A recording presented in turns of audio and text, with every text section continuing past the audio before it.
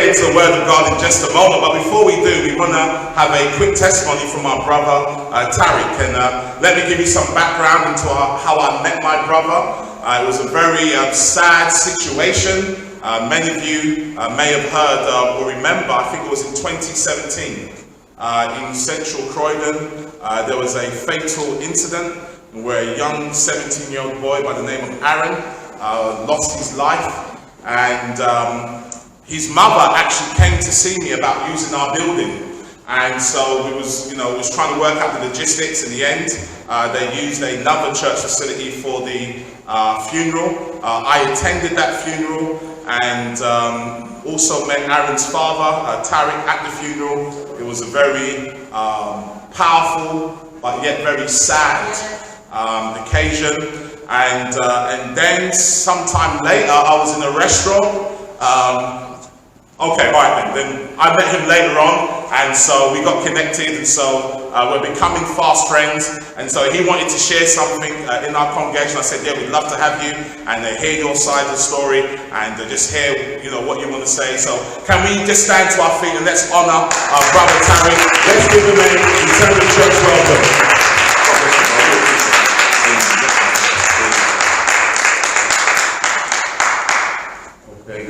Church. As you know, I'm not a bishop, I'm not a pastor, I'm not a speaker, I'm just a father here to share a story with you.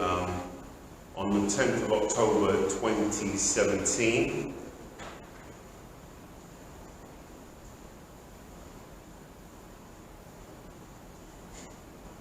Come on, man. It was my youngest son's birthday.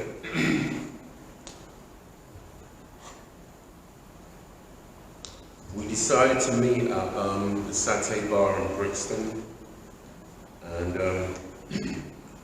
he turned up. We sat for about an hour or two. I took him down to a new restaurant that had opened up in Brixton. It was the, I think it's called Eat of Eden. It's a shop that they specialise in serving vegan food. There's no meat there, it's just vegan, it's quite popular. It's packed. I passed through there last night, it was quite packed. I went down there, I bought him a patty. He said, yeah, this is great, I'm going to come back here and buy this. And we went back to the Satay Bar again, ate some more food. And a few friends came through. I didn't really appreciate their company at first, funny enough. I just wanted to spend some time with my son as I hadn't seen him for a while. And but by the end of the meeting, celebrations and birthday celebrations, I was quite proud of the way that he conducted himself. Anyway, we left. We took a picture. Went outside, and he said to me, one of the last things he said to me was, Dad, when he goes, I know my granddad, I know the way he is, but I'm so happy to be part of a big family. And he said that he wanted to have a big family as well. I said, look, so long as you look after your kids, I don't mind. And he had long hair plaited, and he said to me, by the way, I'm going to take my hair out. I'm going to grow locks. And I said, it suits you, so do you. He hugged me hard, he said bye-bye, and I watched him walk away. I don't know why, I just watched him, and I remember thinking to myself, wow, others is everything.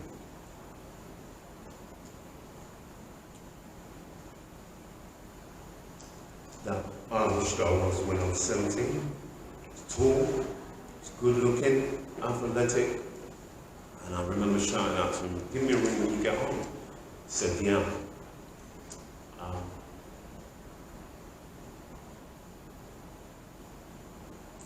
As the pastor just related, I was meant to meet him the 30th of October.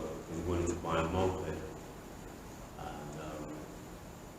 it didn't happen. I didn't realise when he was walking away that time that it was the last time he was going to see me, and it was the last time I was going to see him.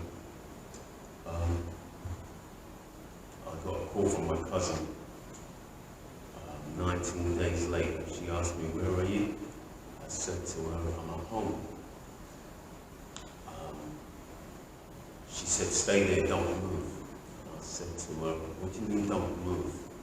But to be fair, she called me like 2-3 times, and I refused to call as I was speaking to a friend. And I realized by the third time, if someone's called you 3 times within a minute, then something's wrong. So I terminated my call, and my cousin said, look, I need to come around and see you. So I went outside, and within 5 minutes I saw her running down the road. And I thought to myself, something's ain't right, something's up. And she came up to me, I said, what's wrong? And she said to me, I said, is it my eldest son? She said, no. I said, who is it? What's the problem? She goes, Porky. That was her nickname for him. I said, what's wrong? She goes, he's dead. And as you can imagine, it was pandemonium. The experience was horrible, to tell the truth. And obviously, you know, a couple months later, because I don't know if any of you have had relatives that have been murdered in a murder inquiry. During a murder inquiry, there are no. It's not like 2 weeks later, 3 weeks later, there's a funeral. It takes months. You know, there were 2 boys that were involved in the killing. One who actually did it, and the other one was being charged with being an accomplice. And so we had to wait for their solicitors, their lawyers, to view the body twice. I don't really know why they needed to view the body, you know, but they needed to view the body twice and do their thing. So we didn't bury him till about 2 months later, 4 days before Christmas. Anyway, fast forwarding, I was in a restaurant. I don't know, most of you should know if you live in the area, Blue and Orange. And I was in there and I bumped into a young lady who I used to go to church with many years ago. And she was telling me about the problems that she was having with her son. That he was being harassed by gang members in the area, being forced to join. And, you know, on the threat, he's only 15. And while I was there, I noticed a man eating, and he was really into his food. And I was looking across at him, it's like this guy can eat. He's enjoying his food. And, you know, I just kept on looking across at him. Right? Later on, we both laughed at each other because he said, I was thinking the same thing about you. And he said to me, that guy must be on a special diet because he's got all these potatoes in his plate. Anyway, after he finished, he came over while I was talking to the young lady, and he goes, I'm not being nosy, I was listening to your conversation, and he said, I actually know about the events surrounding your son. He goes, I attended the funeral, and that grabbed my attention immediately. And he started to tell me about the work that he was doing in the community.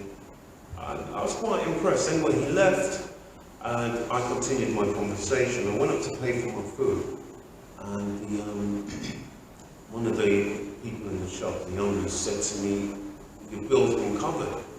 So I said, what do you mean? I said, you know, he goes, the man that you were speaking to, he paid your bill. And that man was your pastor, and he'd given me his number. I was just really stunned. He struck me as a man who's got his finger on the pulse of the community, that cares about the community. I was really touched by that. You know, it really doesn't matter how tough you think you are, how strong you think you are. Everybody, doesn't matter what we go through. You need a pat on the back. Certain things.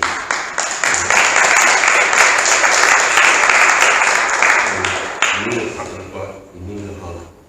You know, and I may not share all your views in life when it comes to religion, etc. But I can tell you this: that there is a power in this universe.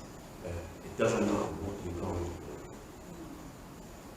Whether it's fair, you know, because I also, months before I was called by my doctors, I told them I needed to go to hospital. And I was given a prognosis that rocked me to my core.